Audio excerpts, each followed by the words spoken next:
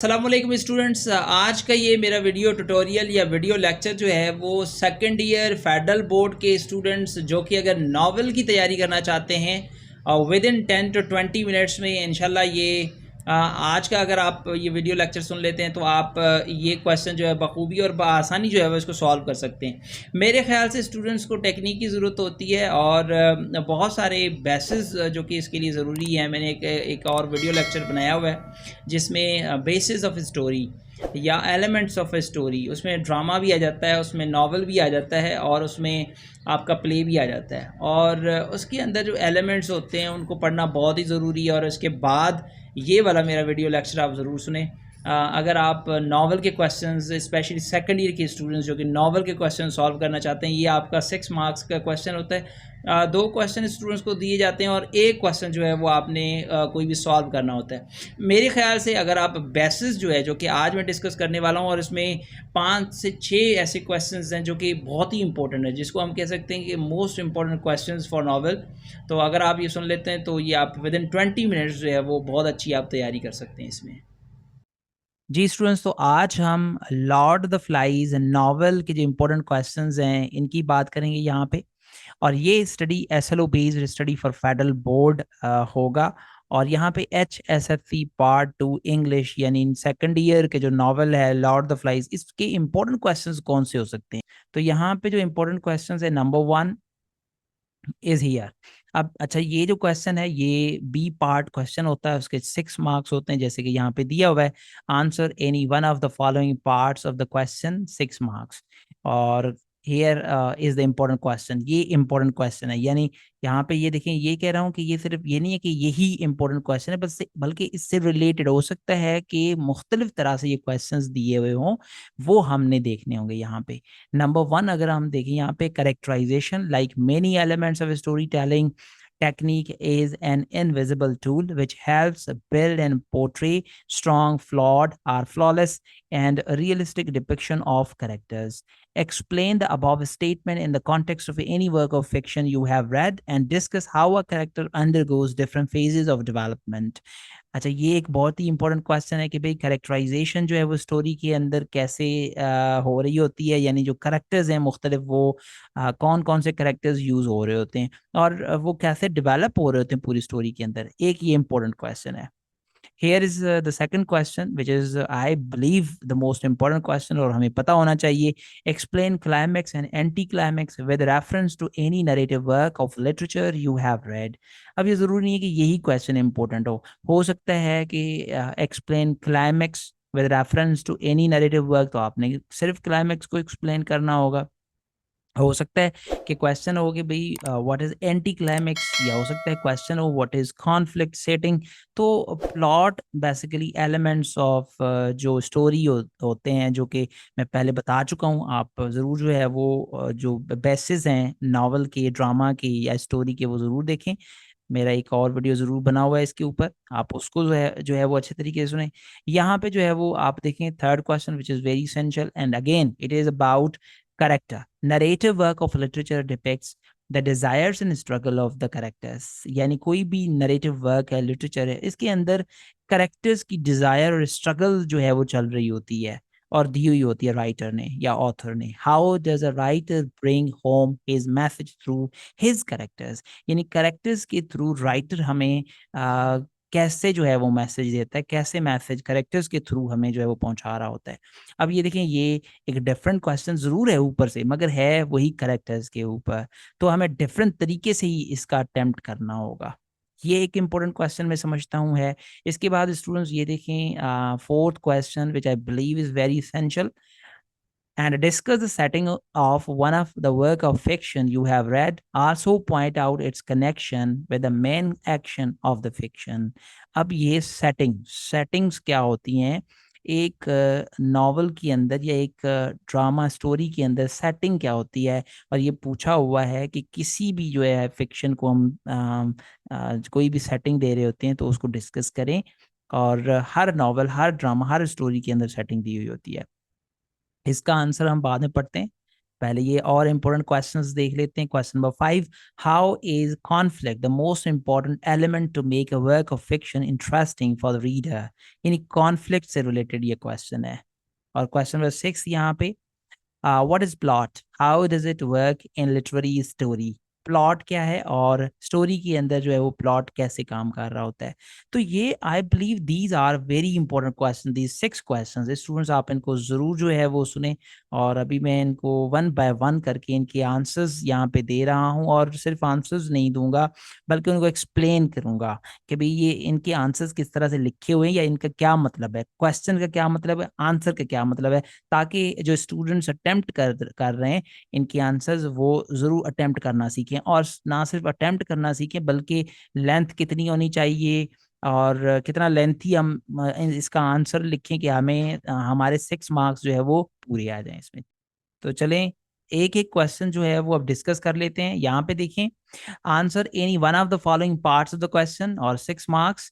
और ये क्वेश्चन हम पहले ही पढ़ चुके हैं अभी, इंपॉर्टेंट क्वेश्चन जब मैं आपको बता रहा था।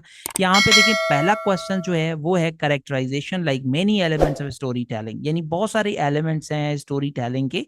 Characterisation is an invisible tool. यानी हमें ऐसा टूल है जो कि नजर नहीं आ रहा होता, इनविजिबल टूल है characterisation, which helps build and portray strong, flawed, flawless and realistic depiction, जिसके अंदर बहुत सारे कैरेक्टर्स जो फ्लॉड होते हैं, फ्लॉलेस होते हैं, रियलिस्टिक होते हैं, वो कैरेक्टर्स के थ्रू जो है वो बताए हुए होते हैं। Explain above statement in the context of any work of fiction you have read and discuss how a character undergoes different phases of development। यानी एक कैरेक्टर कैसे जो है वो डेवलप होता है। तो let's begin answering to this question. Character development refers to how developed and complex character is. Character development refers to how developed and complex a character is. यानी एक character कैसे developed है, ये complex है। जब भी हम character development की बात कर रहे होते हैं, some characters start out as highly developed. Other characters develop over the course of a story, starting out one way and ending up differently, becoming changed by what happens to them, or you might only see one side of the character for a while, but at one point another side is revealed, proving the character to be more complex। यानी characters जो है वो develop या तो पहले से developed हुए होते हैं, शुरू से ही हम उसके हवाले से बात कर रहे होते हैं, या नॉवल स्टोरी के अंदर जो है वो कहीं ना कहीं कैरेक्टर्स तब्दील हो रहे होते हैं, वो कॉम्प्लेक्स कैरेक्टर्स भी कहलाते हैं। तो ये एक डेवलपमेंट है जो स्टोरी के अंदर होती है। और यहाँ पे जो है अगेन 2 पार्ट्स हैं इस आंसर देने के। एक तो हम बताएंगे कि भी कैरेक्टर्स होते क्या हैं, उनके बहुत सारी काइंड्स होते हैं, और फिर हम नॉवल के अंदर देखेंगे कि नॉवल के अंदर वो कैरेक्टर्स हमें कहाँ कहाँ पे मिलते हैं। अब ये पार्ट है इस आंसर का, question to that answer. The general purpose of character is to extend the plot. यानी जनरल पर्पज होता है करेक्टर का वो तो प्लॉट को बढ़ाना होता है। यानी जो प्लॉट एलिमेंट ऑफ स्टोरी है, प्लॉट होता है, सीरीज होती है इवेंट्स की, उसको बढ़ाना होता है। Many stories employ multiple types of characters. यानी बहुत सारी स्टोरीज के अंदर बहुत सारे टाइप्स होते हैं करेक्टर्स के। Every story must have main characters. हर स्टोरी के अंदर मैन करेक्टर्स होते हैं। These are the characters that will have the greatest effect on the plot. और ये करेक्टर्स जो प्लॉट के अंदर बहुत ज्यादा असरअंदाज होते हैं और are the most affected by what happens in the story, या बहुत ज्यादा स्टोरी के अंदर असरअंदाज होते हैं। There are many ways to characterize main characters, protagonist और एंटागनिस्ट। यानी बहुत सारी किस्म के मेन कैरेक्टर्स होते हैं, उनको हम प्रोटैगनिस्ट या एंटागनिस्ट कहते हैं। डायनामिक और स्टैटिक, राउंड और फ्लेट। यानी ये जो है ना अदर मीनिंग्स हैं प्रोटैगनिस्ट की। प्रोटैगनिस्ट या डायनामिक, प्रोटैगनिस्ट और राउंड कैरेक्टर कह सकते हैं।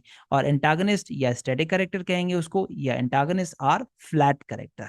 यानी these are other terms for calling protagonist or antagonist as main characters. A character can also often fit into more than one category or move through categories. यानी एक character जो है वो मुख्तलिफ कैटेगरीज में हो सकता है।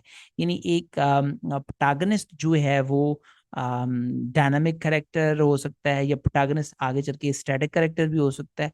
तो वो मुख्तलिफ यानी कॉम्प्लेक्स कैरेक्टर्स भी हो सकते हैं। अब ये पार्ट ऐसा है कि ये तो हमने ऊपर समझाया कि भाई करेक्टर्स क्या होते हैं। अब ये करेक्टर्स नॉवल के अंदर कौन सा करेक्टर प्रोटैगनिस्ट है, कौन सा एंटागनिस्ट है, क्योंकि क्वेश्चन के अंदर पूछा हुआ है कि भाई किसी भी फिक्शन के काम से हमें करेक्टराइजेशन समझाएं। तो हम जो नॉवल पढ़ा हुआ है लॉर्ड ऑफ द फ्लाइज, जाहिर सी बात है इससे जो है वो हम समझाते हैं कि भाई करेक्टराइजेशन इस नॉवल के अंदर कैसे दी हुई है। Lord of the Flies presents both static as well as dynamic characters। यानी Lord of the Flies में static और dynamic characters दिए हुए हैं। Ralph is a dynamic character। Ralph जो है वो dynamic character है as he goes through various changes। यानी इसके अंदर बहुत सारी changes आ रही हैं, इस वजह से ये Ralph is a dynamic, यानी ये protagonist character है, dynamic character है। As he goes through various changes and he has several issues to deal with। और ये बहुत सारी चेंजेस जो है इसके अंदर आती हैं। While Jack Merridew is also a vibrant character. Jack Merridew vibrant character है on account of his ambitious and unpredictable nature, क्योंकि उसकी नेचर अनप्रेडिक्टेबल है। कभी वो वायलेंट हो जाता है इसके अंदर नॉवल के अंदर, कभी वो उसका करेक्टर के अंदर ठहराव होता है, कभी एग्रेसिव हो जाता है। Piggy how ever is a static character. Piggy जो है वो स्टैटिक करेक्टर है, यानी एंटागनिस्ट नहीं है मगर स्टैटिक है, यानी एक ही जैसा रहता है। In that he does not witness any change in his thinking from the first day to the last. Simon too is a static character, और साइमन भी स्टैटिक करेक्टर है। अब यहाँ पे देखें नॉवल के अंदर से मुख्तलिफ कैरेक्टर्स की कैटेगराइजेशन यहाँ पे आंसर के अंदर दी हुई है। स्टूडेंट्स, आपने ये नॉवल ज़रूर पढ़ा होगा, होपफुली अगर नहीं पढ़ा तो अभी जो है वो आप मेरे चैनल के अंदर की समरी जो है वो इसकी देख सकते हैं। ये समरी आप देख करके ये नॉवल बखूबी और आसानी से समझ सकते हैं, तो आप समरी इसकी ज़रूर देखें ताकि आपको ये आंसर समझ आए। सो स्टूडेंट्स, यहाँ पे हमने फर्स्ट क्वेश्चन जो इंपॉर्टेंट क्वेश्चन था वो यहाँ पे कर दिया कि करेक्टराइजेशन के हवाले से ये क्वेश्चन है, और टाइप्स ऑफ करेक्टराइजेशन, तो हमने करेक्टराइजेशन और करेक्टर को एक्सप्लेन किया है, टाइप्स ऑफ करेक्टर को एक्सप्लेन किया है, और स्टूडेंट्स के बाद नॉवल में जो है वो कैसे, अब दो हिस्से थे, एक तो करेक्टर होता क्या है और कौन से करेक्टर्स होते हैं टाइप्स, और दूसरा इस नॉवल के अंदर कौन से करेक्टर्स क्या रोल अदा कर रहे हैं। So this was all about the answer of that question. Here we are going through another question and that is explain climax and anticlimax with reference to any narrative work of literature you have read। तो इसका answer पढ़ लेते हैं भाई। Climax पहले तो explain करेंगे कि क्लाइमैक्स क्या होता है, एंटी क्लाइमैक्स क्या होता है, और फिर जो है वो हम जो ड्रामा लॉर्ड द फ्लाइज है इसमें क्लाइमैक्स और एंटी क्लाइमैक्स क्या है ये पढ़ेंगे। अब वही के दो हिस्से हैं, एक तो पहले एक्सप्लेन करेंगे भाई प्लॉट के अंदर होते हैं क्लाइमैक्स और एंटी क्लाइमैक्स।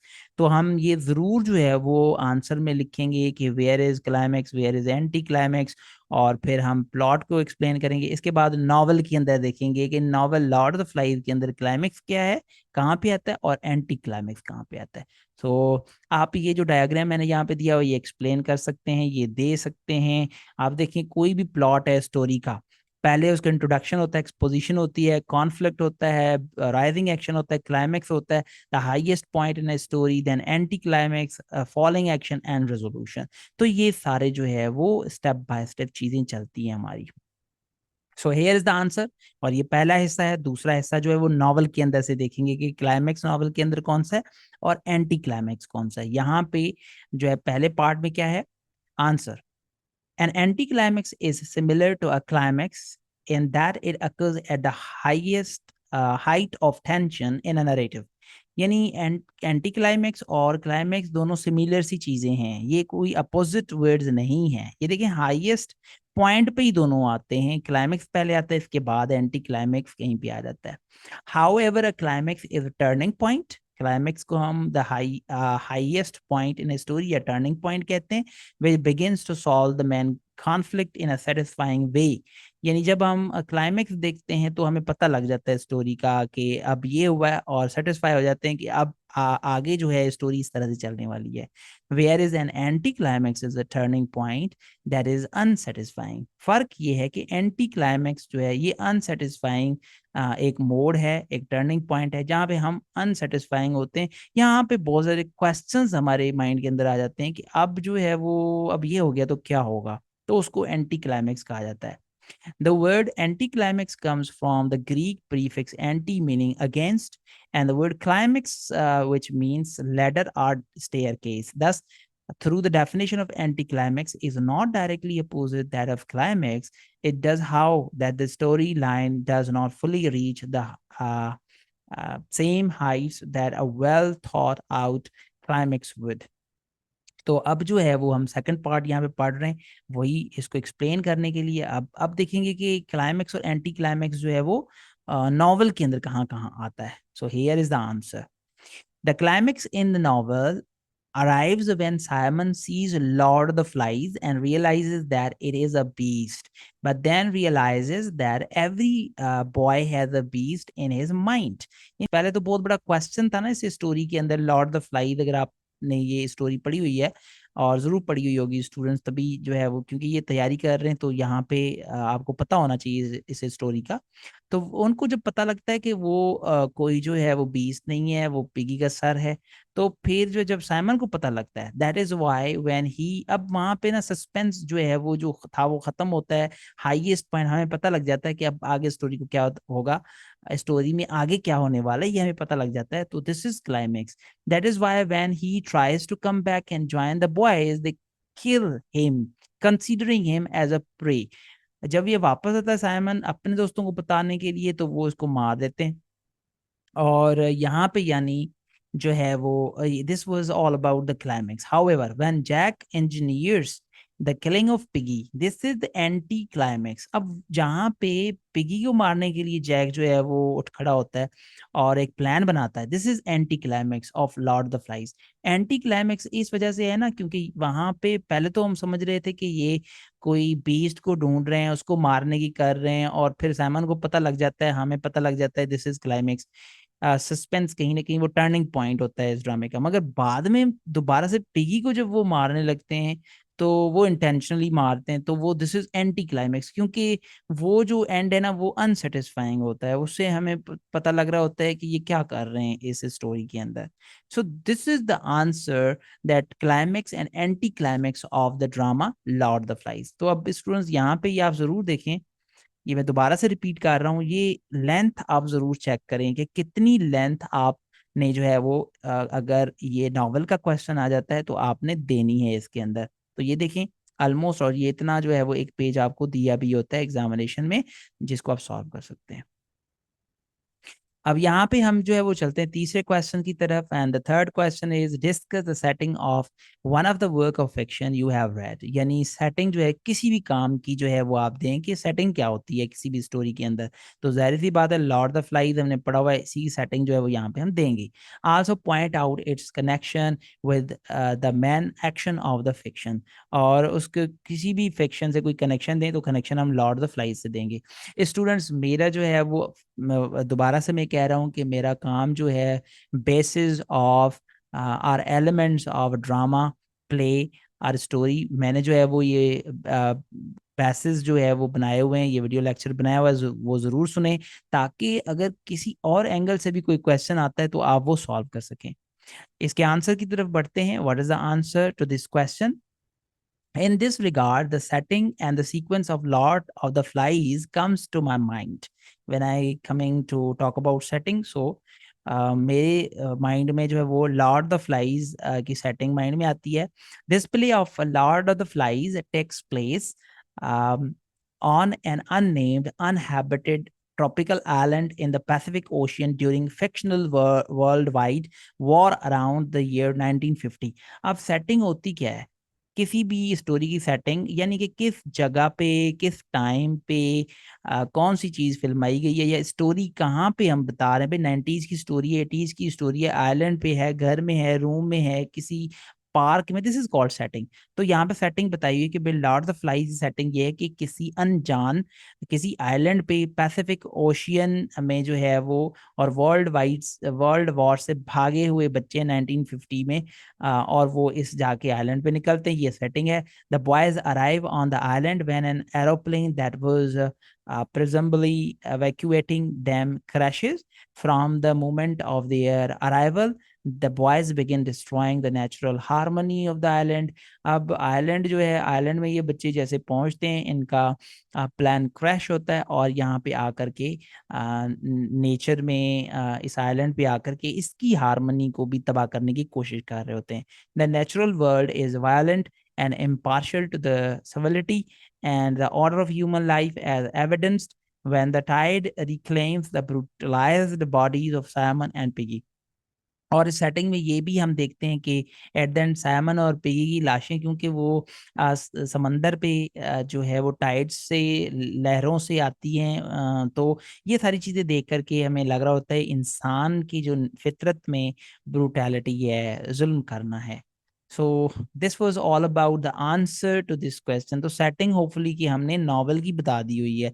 अगर यहाँ पे पहले आप थोड़ा सा सेटिंग को एक्सप्लेन करना चाहते हैं, एक्सप्लेन करें, और फिर इस ड्रामा के अंदर सेटिंग कौन सी दी हुई है इसको बताएं, तो ये ज़्यादा बेहतर होगा, एक और अच्छा आंसर बन सकता है.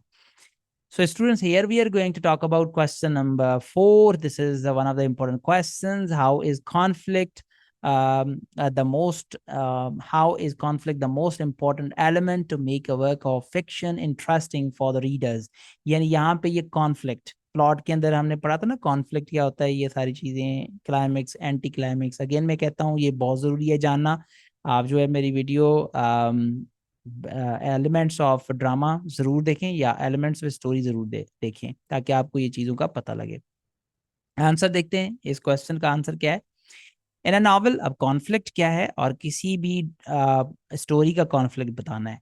In a novel or any other work of fiction, the sequence of the story or plot is the most important part, and to make it truly absorbing for the readers. तो novel के अंदर, कोई भी novel है उसके अंदर plot जो है स्टोरी के अंदर बहुत ही अहम है. The presence of a conflict is the soul of the plot construction. और किसी भी प्लॉट के अंदर जो दिया हुआ है कॉन्फ्लिक्ट, ये सोल की मानद है, यानी रूह है. यानी कॉन्फ्लिक्ट के बगैर कोई भी प्लॉट नहीं बन सकता, कोई प्रॉब्लम का होना लाजमी है. This conflict about the most dominant theme of the sequence generates the most captivating trait of a storyline in the form of suspense. तो कॉन्फ्लिक्ट जो है वो डोमिनेंट थीम होता है, डोमिनेंट सी चीज है. जो भी सस्पेंस है, जो भी स्टोरी है, वो एक कॉन्फ्लिक्ट के थ्रू चल रही होती है. आयरनी यानी curiosity to keep the reader or the audience spellbound. और आयरनी पैदा करने में, क्यूरियोसिटी पैदा करने में जो है वो ऑडियंस के सामने कॉन्फ्लिक्ट जो है अपना किरदार अदा करता है, यानी कॉन्फ्लिक्ट का होना जरूरी है. Till the very and, the climax and anti climax which culminates in the eventual reconciliation of the conflict. और क्लाइमेक्स हो, एंटी क्लाइमेक्स हो, या कोई भी, हम जब रिकंसिलिएशन कोई भी बात कर रहे हैं तो इसमें कॉन्फ्लिक्ट का होना ज़रूरी है. और इवन स्टूडेंट्स, अगर आप कॉन्फ्लिक्ट दें किसी भी नॉवल का, बिल्कुल लॉर्ड ऑफ फ्लाइज का आप कॉन्फ्लिक्ट बताना चाहते हैं, तो आप बताएंगे कि भाई कॉन्फ्लिक्ट इसके अंदर जो है वो जो भी लोग जो है वो भागे हुए हैं और वर्ल्ड वार से भागे हुए हैं, ये कॉन्फ्लिक्ट दिया हुआ है ना. और there is brutality in the nature of human being. तो आप ये सारे कॉन्फ्लिक्ट जो है वो इसके अंदर दे भी सकते हैं, इस आंसर को बढ़ा भी सकते हैं. Here, students, we are going to talk about the most important question, and here is, what is plot? How does it work in literary story? So here is the answer. As in other narratives, the plot of a drama is a series of related events in which a problem or conflict is explored and then solved. The conflict may be among people, between ideas, or between their forces. अब यहाँ पे देखें, plot की बात की कि भाई plot किसे कहते हैं. Plot of a drama is a series of related events. तो ये जो है वो प्लॉट की डेफिनेशन यहाँ पे दी हुई है, और उसके अंदर ये कह रहा है कि हम बहुत सारी चीज़ एक्सप्लोर करते हैं. कॉन्फ्लिक्ट है वो लोगों के दरमियान में हो सकता है, आइडियाज का हो सकता है. So this is one part of answer, part of the answer. Here is the second part, which is from the novel. As in the novel Lord of the flies, अब प्लॉट बता रहे हैं कि Lord of the flies के अंदर plot कैसे जो है वो चल रहा है. As in the novel, Lord of the Flies is a story of a group of young boys who find themselves alone on a deserted island. They develop rules and a system of organization, but without any adults to serve as the civilizing impulse, the children eventually become violent and brutal. So this is to the point, and in short, this is the plot of Lord of the flies कि भाई कुछ बच्चे हैं जो कि एक war से बच के किसी आइलैंड के ऊपर आए हुए हैं और वो अपनी एक ऑर्गेनाइजेशन वहाँ पे उस आइलैंड के ऊपर बनाते हैं और फिर जो है वो कहीं ना कहीं वो अपनी ही बनाई हुई चीज़ें जो है वो जो सिविलिटी है उसको तबाह कर देते हैं और ये तबाही ये वायलेंस जो है वो कहाँ से ह्यूमन नेचर से कहीं ना कहीं सिविलाइजेशन के अंदर आता है. So this is all about the plot and how does it work in literary story. तो story जो है हमने Lord the Flies. तो important questions students मैंने आपको यहाँ पे बता दिए हुए हैं. इससे related करीबी करीबी कुछ और questions भी हो सकते हैं. जैसे कि what is introduction or what is rising of the action, what is falling of the action in a story, and what is denouement, and so many likewise other questions of the novel. But these are the most important, I believe. Thanks for attention. Thank you very much. Hopefully this would have been very helping for all of you.